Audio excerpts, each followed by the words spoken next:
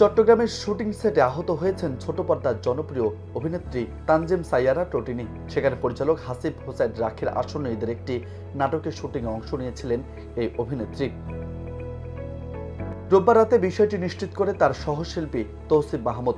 তিনি বলেছেন, আমরা ঈদের একটি নাটকের শুটিং করছিলাম চট্টগ্রামে। সন্ধ্যায় সেটের একটি লাইট স্ট্যান্ড টোটিনের মাথার উপরে পড়ে, সঙ্গে সঙ্গে তাকে হাসপাতালে নিয়ে এসেছি।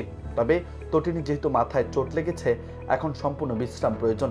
তারা পর্যবেক্ষণে রেখেছেন, টোটিনিকে কথা বলতে নিষেধ করেছেন। সংশ্লিষ্ট সূত্রে জানা গেছে, চট্টগ্রামের লেডিস ক্লাবের পাশে মনমঞ্জিলের নামের একটি বাংলোতে শুটিং করছিলেন টোটিনি ও তৌসিফ জুটি। শুটিং চলাকালে অসাবধানতাবশত শুটিংয়ের একটি লাইট স্ট্যান্ড টোটিনের মাথার উপর পড়ে। এতে মাথায় গুরুতর আঘাত পান অভিনেত্রী। এরপর তাকে দ্রুত পাশে অবস্থিত ম্যাক্স হাসপাতালে নেওয়া হয়।